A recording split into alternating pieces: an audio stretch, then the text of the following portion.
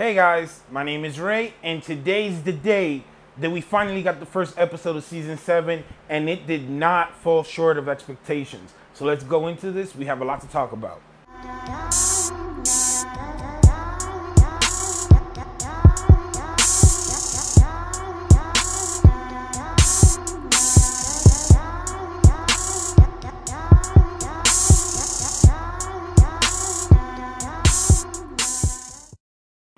So first off, let's start with that hard opening, that cold opening that we got with Walder Frey reuniting all his Frey family and giving them some vino, some wine. That was insane. I was really hyped, and as soon as I saw Walder Frey, I was like, that's Arya, because we know that, basically Arya killed Walder Frey last season, and to see that be the opening, I enjoyed the whole process, the whole journey to the, end result of all of them being poisoned.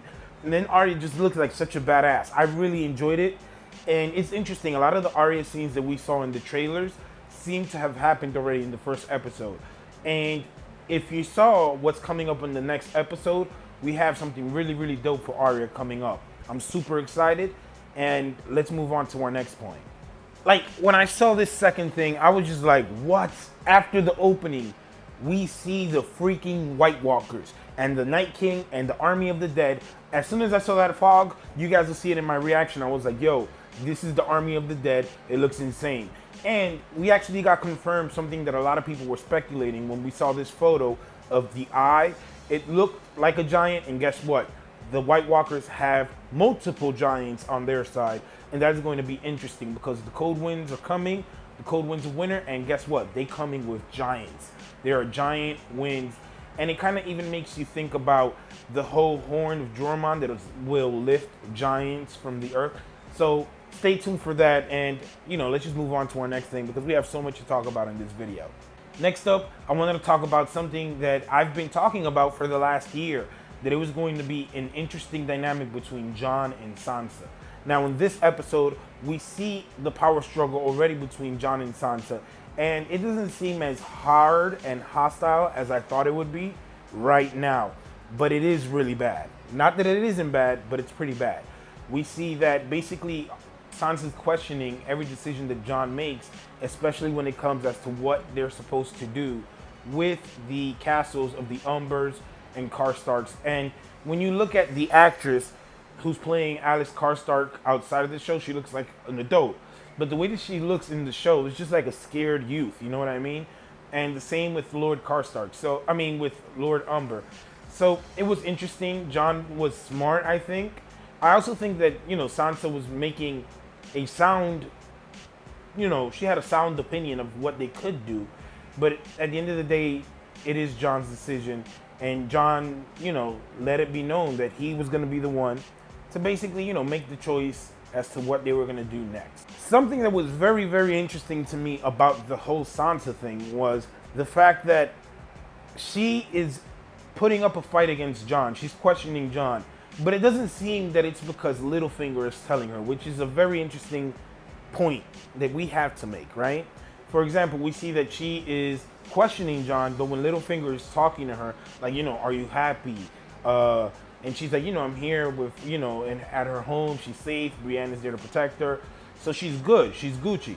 But it's interesting that she's brushing him off and she's like putting him to the side. She feels indebted to him because of what he did in the Battle of the Bastards. But it's a very interesting dynamic there. Another thing that I wanted to talk about was this guy back here in the back. Bran finally made it to the wall, and it was a dope moment because all he had to tell Dolorous Ed about was the Army of the Dead and that he was at Hardhome and he saw it all. And Ed was like, you know what?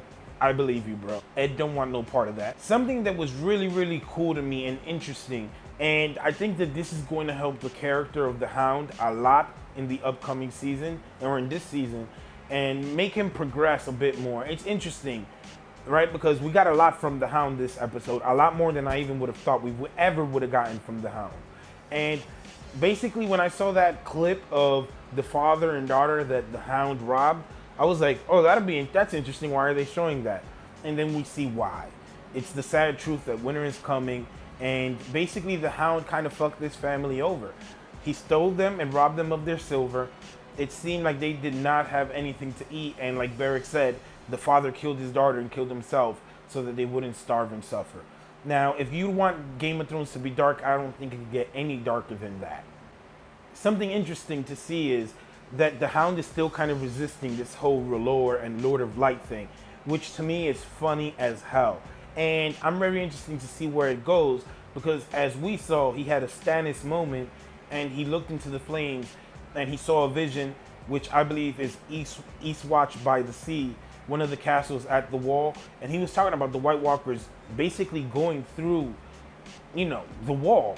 So it doesn't seem like the wall might fall, the whole thing, but it does seem like they will pass through a part. And we saw that Jon was also referencing the castles of the wall, that they need to man them. It is going to be very interesting to see how the Brotherhood and the North work together, and how Jon, you know, basically sets everybody up for the pending war against the White Walkers. Now, one of the down points for me personally, and especially when you're eating chocolate, was seeing Sam cleaning all that shit. I did not want to see it. Sam was cleaning bedpans and left and right, shit over here, shit over there, food over here. I didn't even know what was shit from food anymore. But it was funny to see Sam gagging the whole time. But it's interesting because we see that basically he's starting from the bottom up, and he's hoping to get in the good graces of basically Broadbent's character. I forgot his first name, damn. But he's trying to get into, you know, basically his lead maester or his archmaester's good graces, so that he could allow him access to those books. We later see that Sam says, fuck it, and he just throws everything out, and he says, you know what, I need those keys. He goes, steals those keys, and he does what he has to do. Later we see that Sam finds something on Dragonstone, right? We see that he sees the thing on Dragonstone, the obsidian is circled in black, and he's like, you know what, I gotta write Jon a letter. We know that that is going to be huge, because Jon will most likely be heading south to talk with Cersei and Daenerys, and that is going to be a major thing in the future. One thing that I hope you guys noticed in this was that we see the cat's paw dagger in the book. That blew my mind more than anything, I think, in the whole episode. That was something that was interesting, because it was exactly the cat's paw dagger. And I don't know, is it that old? Is it something ancient? Is it like some freaking type of relic? That would be interesting. Like, you know what I mean? I'm very interested in seeing why that dagger is in that book. We get to see Gilly with her book on Azor Ahai, and to be honest, I'm super hyped. I want her to read it and Sam be like, what? Who's that? What is that? Oh my God, Jon. And, you know, something crazy go off. I'm really interested in seeing if anything like that happens. So let's talk about Cersei. Cersei and her new alliance with Euron Greyjoy, which surprisingly happened fairly quickly. We see that Daenerys, is in Dragonstone basically. She was heading to Dragonstone, and Cersei got word of that. And I really found it very interesting how Cersei is approaching everything.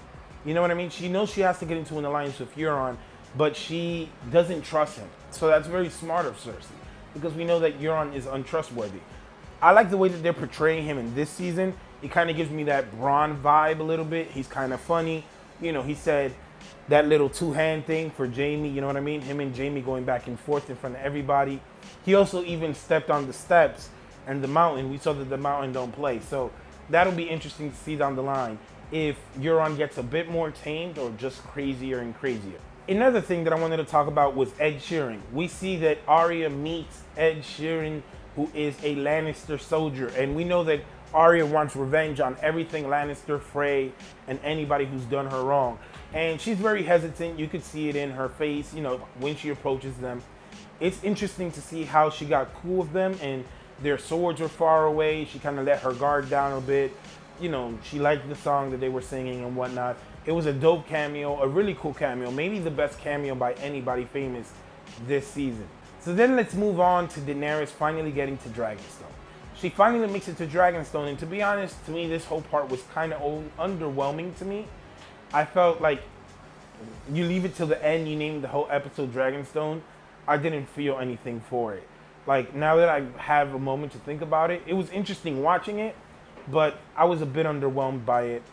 Now, I wanted to talk about something that stuck out to me. And it was a scene where basically Barrick and the Hound are speaking, and basically the Hound is telling Barrick about how people die. Now we also saw a scene like this similar once with Peter Baelish telling basically Robin about how people die, and they kind of foreshadowed Tywin Lannister's death about shitting, you know, in his chamber, whatever. So in this scene, we see that the Hound is basically telling Barrick that people die while shitting fields or shitting in the fields. And it was kind of reminding me of the scene when we had Davos saying that he shits right before a battle. I don't know, that sounded interesting to me. It would be interesting to see something in the future if maybe that is linked to Davos and Davos dies this season. But guys, I'm like super hyped. I'm not even gonna lie. Like, I had to think about the episode. I probably might break it down a bit more. So remember to subscribe for the channel for more. Tomorrow I should be having out my reaction video. I think it's going to be fun. I think it's going to be cool. And hopefully you guys enjoy it. Remember to subscribe. Remember, I have live streams every Saturday. I have my reactions, my breakdowns, and I'm going to do a preview video. It's always fun doing these videos, guys. Winter is here. It's dope as fuck. As always, guys, it's a true pleasure. My name is Ray. Peace.